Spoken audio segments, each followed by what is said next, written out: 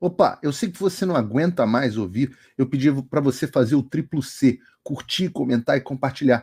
Mas eu peço porque 4 entre cada 10 pessoas sequer estão inscritas no canal e a maioria não ativa as notificações e nem curte o vídeo, e isso prejudica o nosso algoritmo. Então ajuda a gente aí. Obrigadão. Desculpa, gente. Eu não tô conseguindo tirar o sorriso do rosto. Tá difícil. E aí? Tudo bem com vocês? Boa sexta-feira.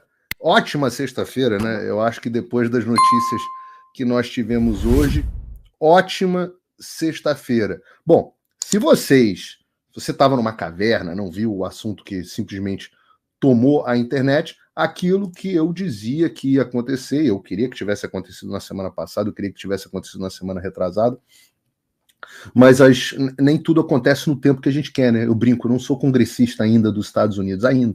Não sou congressista aqui. Então não consigo fazer as coisas acontecerem no tempo que eu quero. Mas especificamente o Chris Smith teve umas questões pessoais, e isso atrasou muito o processo. Outra coisa que também para mim tem sido um aprendizado, né? Eu já fui assessor parlamentar no Brasil, mas aqui nos Estados Unidos eu estou aprendendo ainda o funcionamento da dinâmica interna do Congresso, né? Não adianta a gente ter formação em Harvard de governo americano, mas no dia a dia, na hora que a gente está trabalhando ali no operacional, né? Entendendo como é que as coisas funcionam, a gente vê que é uma engrenagem pesada, é uma máquina que se movimenta com dificuldade. Então, às vezes a gente sugeriam uma mudança de linguajar na carta, aí, puta, volta, tem que mandar aprovar pela chefe de gabinete, a chefe de gabinete submete ao Chris, que vai, aprova, e aí volta. Mas eu acho que o resultado final foi absolutamente incrível. Hoje na live eu vou tentar explicar para vocês exatamente o que está acontecendo. Talvez eu comece aqui repercutindo as notícias da imprensa, depois eu explico, leio aqui a carta, a gente passa por ela item por item, e a partir daí eu vou traçar um pouquinho para vocês quais são os próximos passos, o que vai acontecer depois. Porque isso não foi uma simples carta, né? Nós efetivamente temos o Congresso dos Estados Unidos ameaçando o Brasil de acordo com a prática dos Estados Unidos de apoio às democracias. É uma prática histórica que permanece, inclusive, dentro da administração Biden. Bom, deixa eu começar aqui, talvez trazendo para vocês a carta, mais especificamente, ou talvez as notícias, assim que eu descobri como é que eu faço isso aqui, porque hoje eu estou sozinho fazendo tudo. Não é aqui, é aqui. Vamos lá. Bom, essa é a notícia propriamente dita, tá aqui no meu site, no Paulo Figueiredo Show. Se vocês não quiserem ler a porcaria da imprensa, eu mesmo escrevi essa matéria aqui, que é melhor. Bomba atômica, Congresso dos Estados Unidos intima Alexandre de Moraes a explicar violações de direitos humanos em 10 dias. O Congresso dos Estados Unidos deu um prazo de 10 dias úteis para o ministro do Supremo Tribunal Federal, Alexandre de Moraes, responder a questionamentos sobre supostas violações de direitos humanos no Brasil.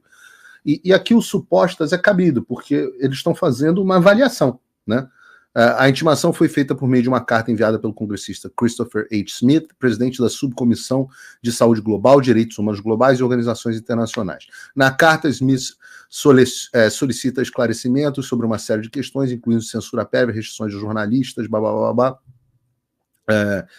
Eu vou ler a carta na íntegra para vocês, a carta que está colocada aqui absolutamente na íntegra, para a gente comentar. Mas antes, eu não quero deixar de perder um segundo. Isso aqui é para mais tarde.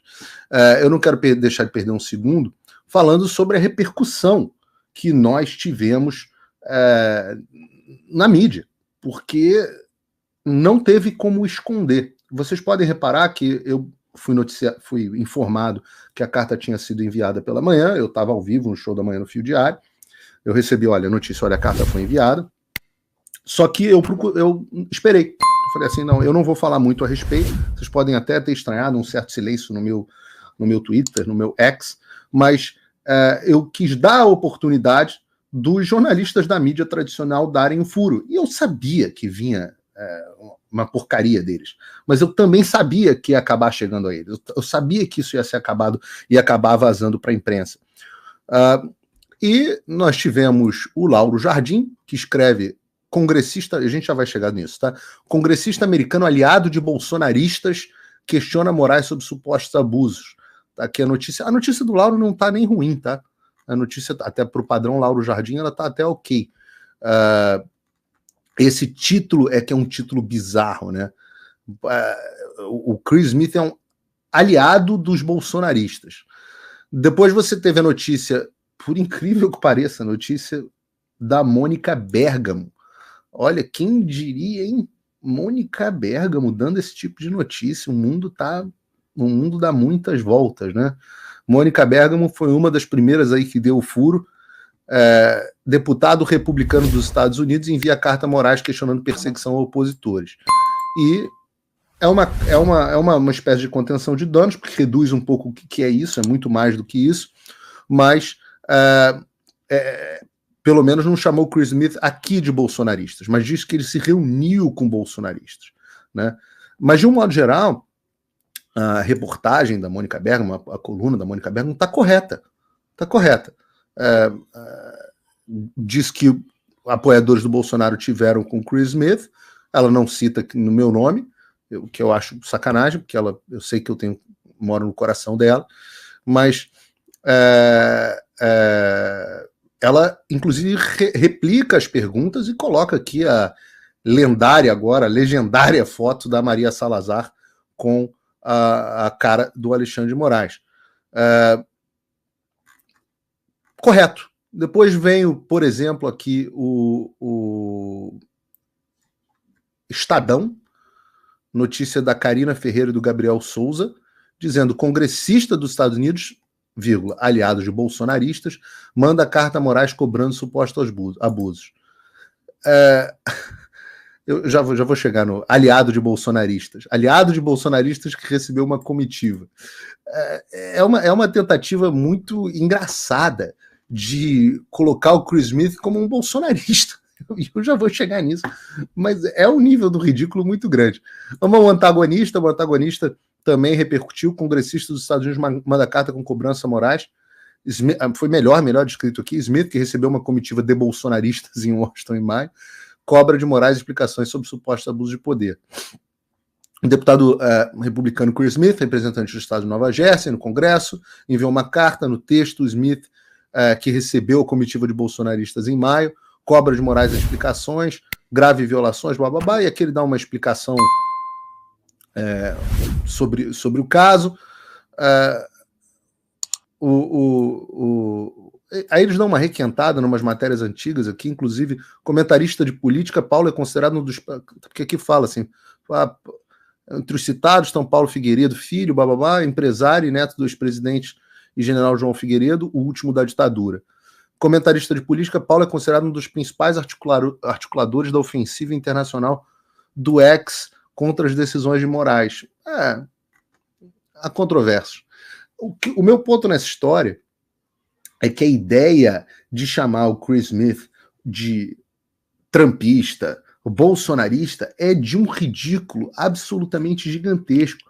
O Chris Smith é simplesmente o deputado mais antigo do Congresso dos Estados Unidos. Ele é esse aliado de bolsonaristas. Esse cara entrou no governo Reagan. Ele passou pelo Reagan, ele passou pelo George H.W. Bush, passou pelo Bill Clinton, passou pelo George W. Bush, passou pelo Barack Obama, passou pelo Trump e está passando pelo Biden. Esse cara, na verdade, é considerado um dos mais moderados do Congresso dos Estados Unidos. Inclusive, os conservadores o criticam. Tem um negócio chamado Liberty Score, que mede o quanto que o deputado vota de acordo com as pautas conservadoras ou pautas liberais no sentido clássico. E o Chris Smith vota com a esquerda na maior parte do tempo. A maior parte das votações do Chris Smith são com a esquerda. Essa foto aqui foi tirada em 83, que hoje ele tem o cabelo branquinho. 54% das vezes ele vota com a esquerda. Então, Isso é uma loucura, é um mundo de louco. Por que é o Chris Smith que está fazendo isso? Aulinha para os jornalistas, assim, aulinha de... E às vezes é chato, né, ficar com essa postura professoral, mas aulinha de beabá, assim. Vou explicar para vocês um pouquinho de política americana. É o Chris Smith que está à frente disso por um motivo muito simples. Ele que é o presidente do Subcomitê de Direitos Humanos Globais, dentro do Comitê de Relações Exteriores, que é quem trata sobre violações de direitos humanos fora dos Estados Unidos. Ele é um responsável. Não é porque ele é aliado do Bolsonaro. Ele nunca teve com o Bolsonaro na vida. Isso é uma loucura. Agora, qualquer pessoa que for contra a violação de direitos humanos é bolsonarista, é trumpista. Que loucura é essa, gente? Botem a mão na consciência de vocês. Isso é ridículo. Passa completamente de todos os ridículos. Como é que pode jornalista de grandes jornais escreverem uma porcaria dessa? Lauro Jardim, congressista aliado de bolsonaristas. A Mônica Bergamo foi melhorzinha. Foi melhorzinha. Eu acho que foi, né? Apoiador do ex-presidente Donald Trump. Não foi. Claro que a Mônica Bergamo nunca me decepciona. Apoiador de ex-presidente Donald Trump e aliado no Brasil com apoiadores de Jair Bolsonaro. Cara, Mônica, pelo amor de Deus. Chris Smith é aliado do Donald Trump só porque está no mesmo partido.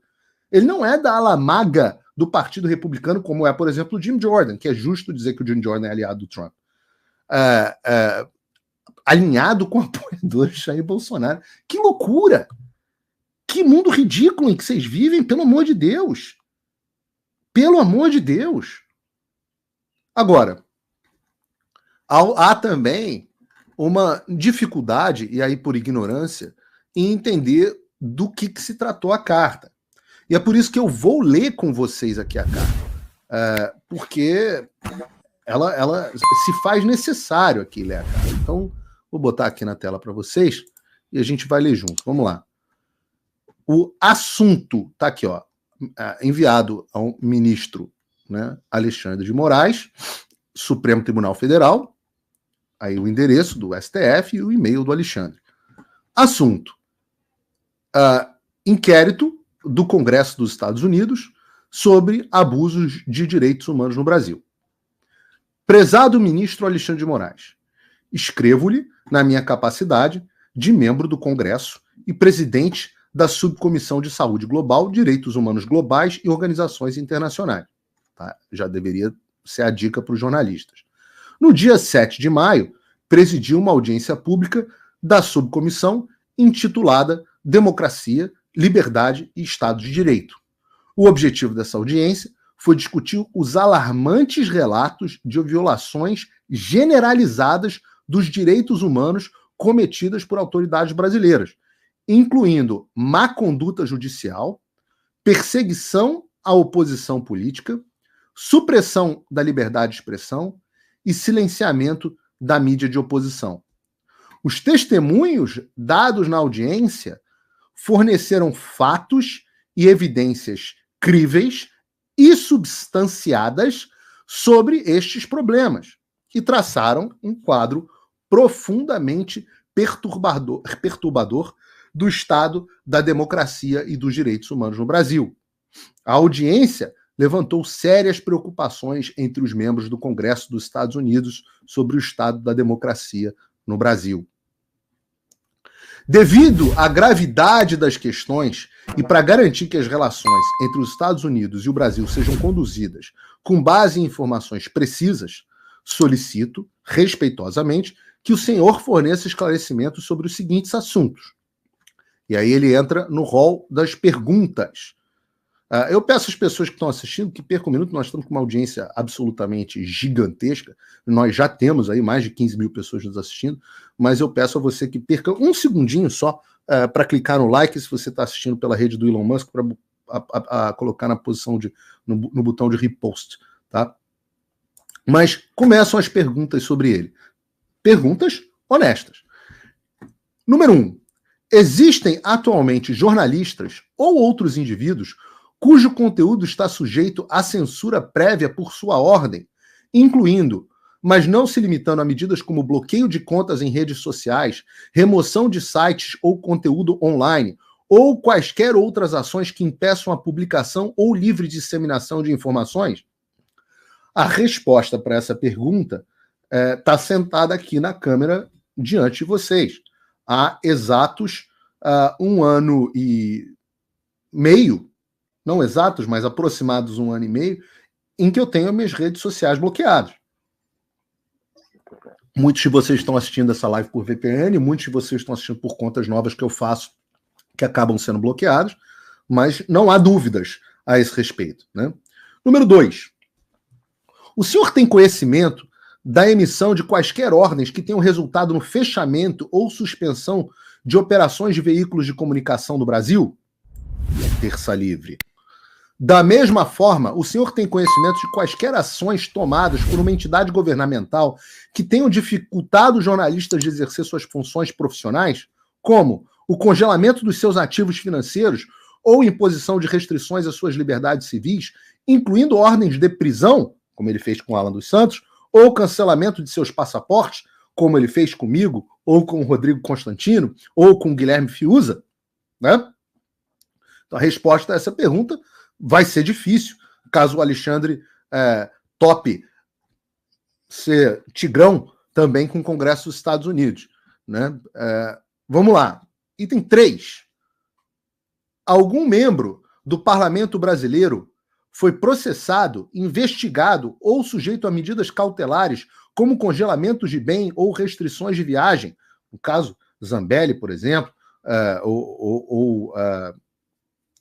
o senador Marcos Duval, que está até hoje com restrições, devido a opiniões expressas ou ações tomadas no curso do exercício das suas funções parlamentares. E óbvio que o exemplo mais simbólico desse caso é o caso do Daniel Silveira, né?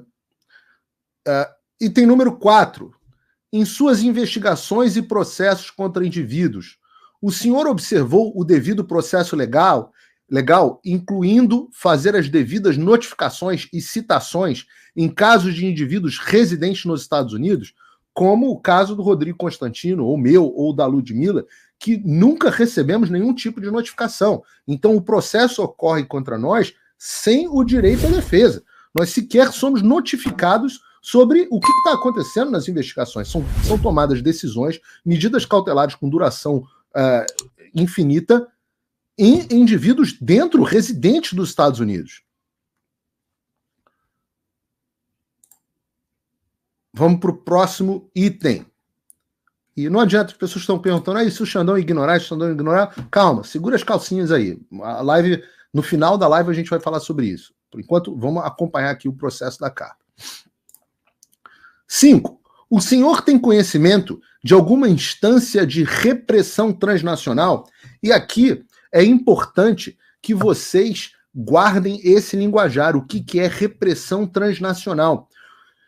Guardem esse nome, repressão transnacional, está aqui, incluindo o uso de agências dos Estados Unidos ou organizações internacionais operando nos Estados Unidos, como a Interpol, para assediar indivíduos atualmente em território dos Estados Unidos e sob a jurisdição dos Estados Unidos. Vejam, por exemplo, o caso do Alan dos Santos, cujo nome foi jogado na lista da Interpol, né? Ou o meu caso, onde o governo brasileiro pediu para o FBI tentar me intimidar. E aqui ele faz referência a isso.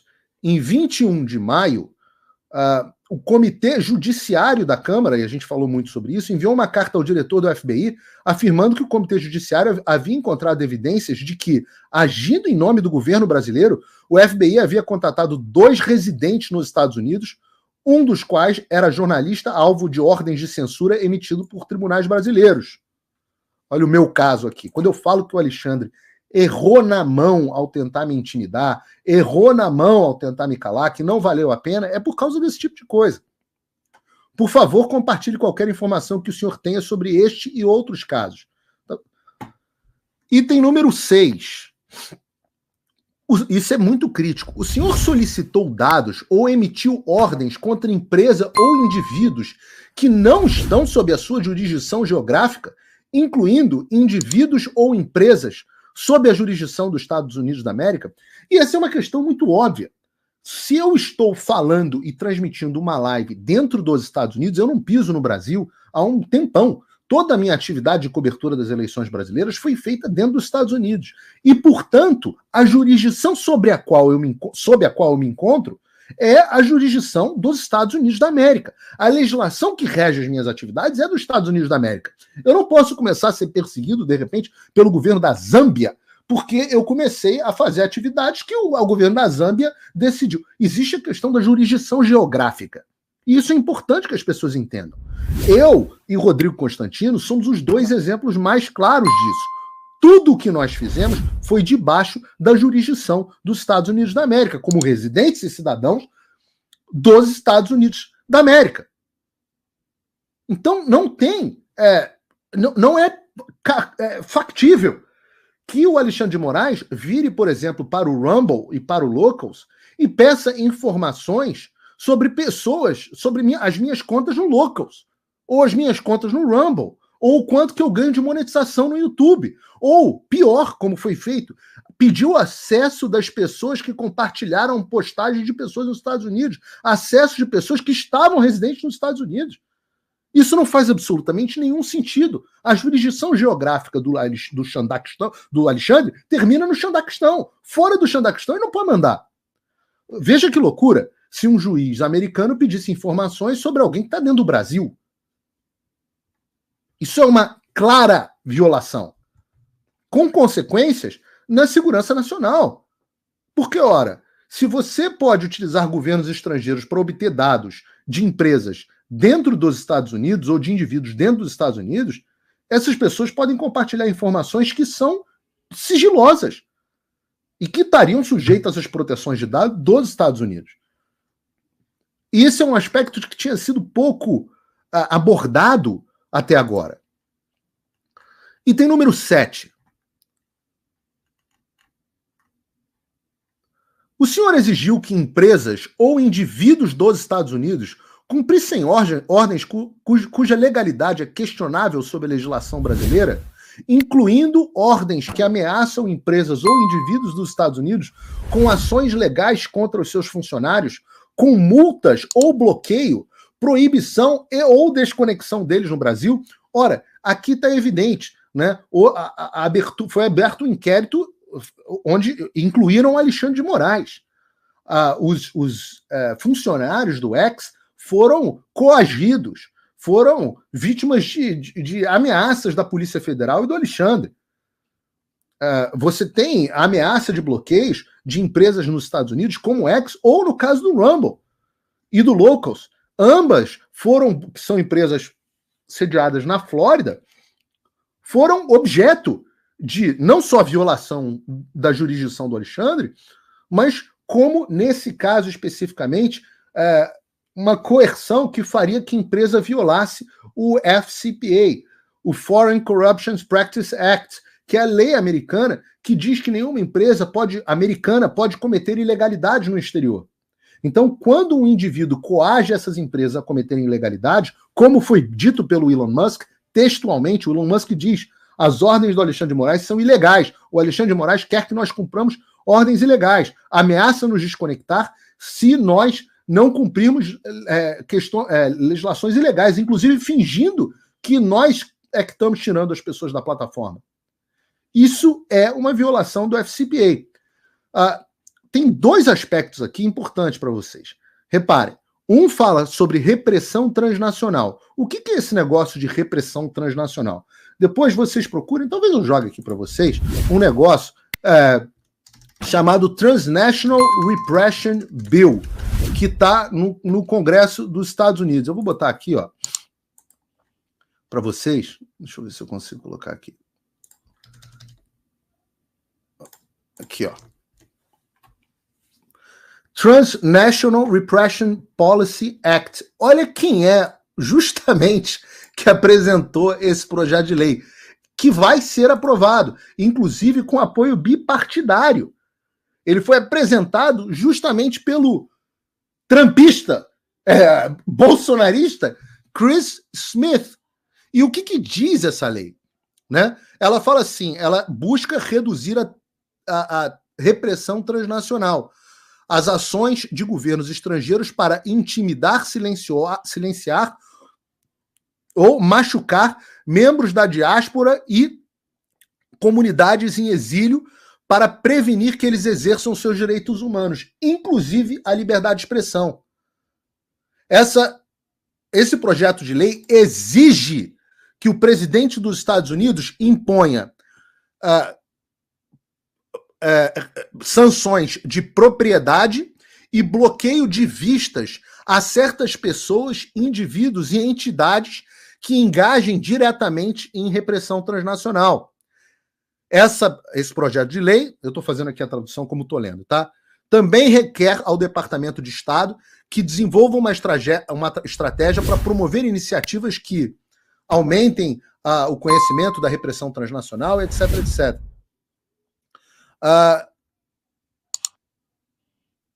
Entendam, essa lei também redireciona a comunidade da inteligência internacional para priorizar a identificação daqueles que estão fazendo, né, perpetrando a repressão transnacional contra comunidades dentro dos Estados Unidos. Entendam, isso não é uma coisa assim possível. Isso sequer depende da eleição do Donald Trump. Isso sequer precisa de apresentação de uma outra lei. Tá aqui. Tá aqui. Só para vocês entenderem, essa lei tem 4 co-sponsors, 4 pessoas que estão apoiando. Vocês querem ver o que é mais engraçado? Olhem quantos democratas apoiam. Inclusive o Jim McGovern, que bloqueou a nossa audiência, a primeira audiência que a gente tem na comissão com Tom Lantos. Mas olha aqui, um democrata, outro democrata, outro democrata, outro democrata. Quantos que são? 1, 2, 3, 4, 5, 6, 7 democratas, 8 democratas, 9 democratas. Que mais? 9 democratas. Dos 18. Metade dos apoiadores são democratas. E olha a outra pessoa que está aqui, para vocês não tomarem um susto. Olha aqui, ó. Maria Elvira Salazar. Entendam que e democratas importantes como Adam Schiff, tá? Que é um verme, não vale nada, mas está aqui também. Há apoio bipartidário. E eu vou dizer para vocês, não é só na Câmara. Também, existe um projeto de lei idêntico no Senado. E eu posso botar aqui para vocês. Olha aqui, aquele foi da Câmara, né? O HR House of Representatives. A Casa dos Representantes. E esse é do Senado. Ou seja, o projeto já está no Senado. Só que vocês querem saber o que é interessante? Que o senador que apoia esse projeto no Senado é democrata. É democrata. E se você for ver os co-apoiadores, tem co-apoiador democrata e tem co-apoiador republicano.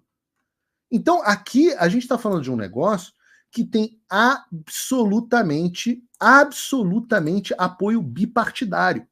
Entendam, se o Alexandre for enquadrado na lei de repressão transnacional, não há necessidade de nenhuma outra lei. Além disso, tem a questão do Foreign Corruption Protection Act. Mas eu não terminei. A gente estava aqui lendo a carta, né? A gente estava aqui lendo a carta. A carta continua. Solicito respeitosamente que o senhor forneça uma resposta dentro de 10 dias úteis. Isso não deixa de ser maravilhoso. Porque o Xandão é o rei do dar prazos, 72 horas, uma semana, 15 dias, para que alguém preste esclarecimentos. Alexandre de Moraes dá 72 horas para que Bolsonaro explique ter andado de jet ski no mar perto da baleia. Aqui é o Alexandre de Moraes que está sendo intimado a explicar em 10 dias. E se não explicar? Vamos chegar aí. Está escrito na carta. Pois estou atualmente trabalhando em legislação relacionada a este assunto com outros membros da Câmara. Está escrito. Então, assim, as pessoas que me fazem uma pergunta, Paulo, e se ele ignorar? Eu estou trabalhando em legislação relacionada a esse assunto com outros membros da Câmara.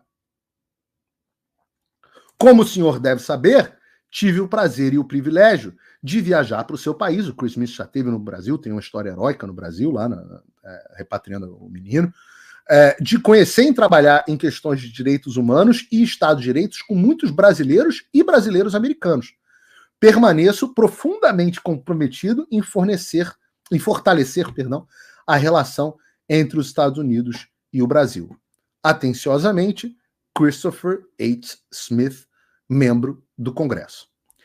E aí entra a cereja do bolo, porque essa parte é tão interessante e importante quanto o Chris Smith copiou o senador Rodrigo Pacheco, presidente do Senado Federal, o deputado Arthur Lira, presidente da Câmara dos Deputados, o ministro Luiz Roberto Barroso, presidente do Supremo Tribunal Federal, e a ministra Carmen Lúcia Antunes Rocha, a nova presidente do TSE.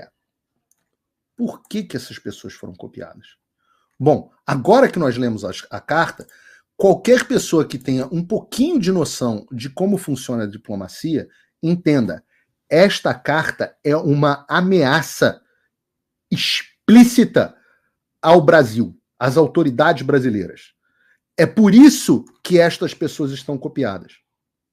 Essas pessoas estão copiadas porque elas estão identificadas, e eu posso afirmar a vocês, como copartícipes da violação de direitos humanos no Brasil. E não são os únicos. A gente está preparando uma relação extensa que inclui, até esse momento, o nome de todos os delegados da Polícia Federal envolvidos com as decisões do Alexandre, cumprindo as ações do Alexandre, envolvidos nos processos do Alexandre. Nós estamos levantando todos os senadores, deputados que estão envolvidos e trabalhando em favor desse tipo de coisa. Mas os ministros do Supremo Tribunal Federal e os presidentes dos outros poderes, eles são absolutamente os primeiros da lista, além de, claro, o chefe do Poder Executivo. Todos são vistos como violadores de liberdade de expressão. Então, é claro que eles podem não responder a essas indagações. Eu diria que é extremamente provável.